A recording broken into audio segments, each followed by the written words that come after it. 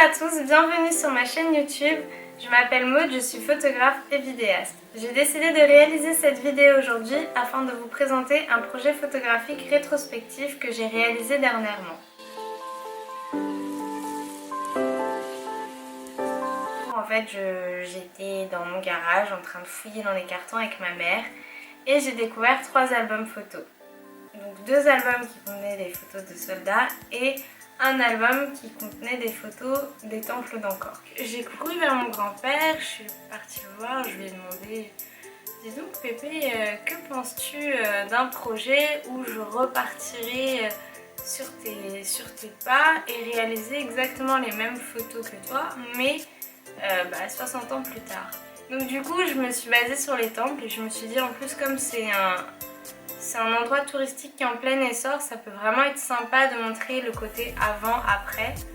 Donc j'ai monté tout un projet pour repartir sur les traces de mon grand-père durant la guerre d'Indochine et de réaliser exactement les mêmes photos que lui, mais 60 ans plus tard.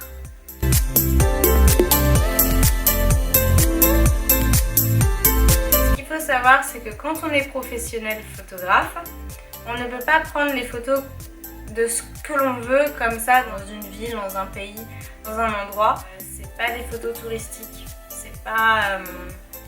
on part pas en vacances comme ça, on fait des belles photos et hop, ça y est, on a le droit de faire ce qu'on veut de la photo. Non, non, ça se passe pas comme ça du tout. Il faut vraiment contacter les personnes qui s'occupent de ces endroits. Au Cambodge, c'est l'autorité nationale Apsara qui s'occupe de tout ce qui est les temples. Et j'ai donc dû envoyer une demande d'autorisation à l'ambassade royale du Cambodge en France, qui a transmis mon courrier aux autorités Apsara.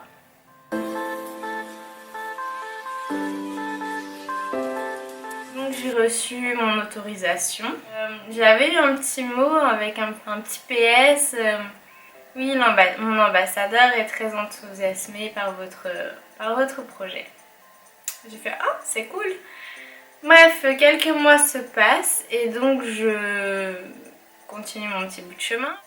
Malheureusement, mon grand-père décède au mois d'août 2015 et une semaine pile après son décès, je reçois un message sur Facebook de l'assistante de l'ambassadeur du Cambodge en France qui me dit « Écoutez Maud, on est vraiment très intéressé par votre projet. Monsieur l'ambassadeur aimerait vous rencontrer afin d'en discuter avec vous. » Donc j'ai pris le train et je suis montée à Paris afin de rencontrer l'ambassadeur et son assistante. Donc j'ai rencontré monsieur l'ambassadeur, ça s'est très bien passé, il a adoré mon projet, il a adoré les photos de mon grand-père. Et j'ai rencontré son assistante qui pareil, ça s'est très bien passé, il a adoré les photos de mon grand-père et m'a surtout énormément aidé à l'organisation du projet.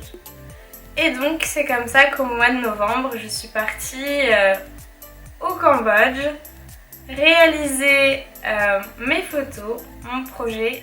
Alors j'ai décidé de filmer mon voyage afin de vous faire partager vraiment ce voyage et vous montrer réellement comment ça se passe, enfin comment ça s'est passé du moins dans mon cas, parce que ça se passe pas tout le temps pareil, chaque projet est différent, chaque endroit est différent, chaque endroit forcément a sa manière de fonctionner.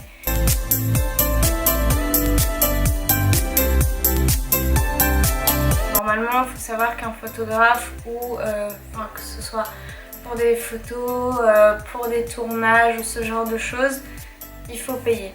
Après c'est pas partout pareil, au temple d'Angkor ça se passe comme ça. Le fameux petit papier qui m'a sauvé la vie durant mon séjour, c'est cette autorisation. Donc c'est écrit en khmer.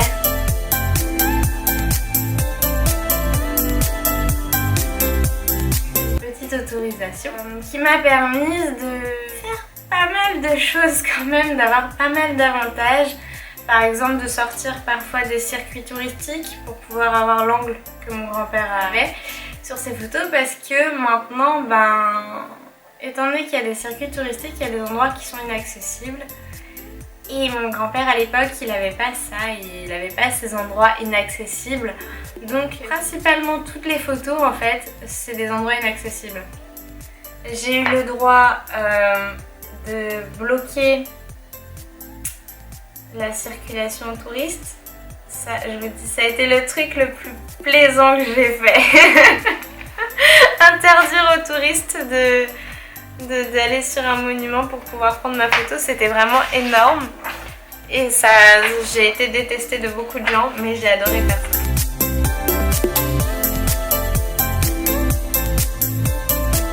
J'ai aussi signé un contrat qui est très important. Contrat prise de vue. Donc il y a trois pages. Donc avec ma signature et la signature du directeur général des autorités APSA. Par contre, ça je l'ai payé de ma poche. Quand on n'est pas cambodgien, on doit payer un pass en fait pour accéder au temple. Donc alors il y a plusieurs passes. Ça va d'une journée à un mois. Enfin, pas un mois, à 7 jours sur un mois. Moi j'ai pris le pass de 6 ou 7 jours sur une durée d'un mois. Donc voilà. Donc il y a la photo ici, le tarif, ça coûte 60 $. Et vous pouvez aller sur tous les temples. C'est vraiment... C'est juste que vous avez un mois et 6 jours. Donc là moi j'y suis allée 5 jours. 6 ou 7 jours.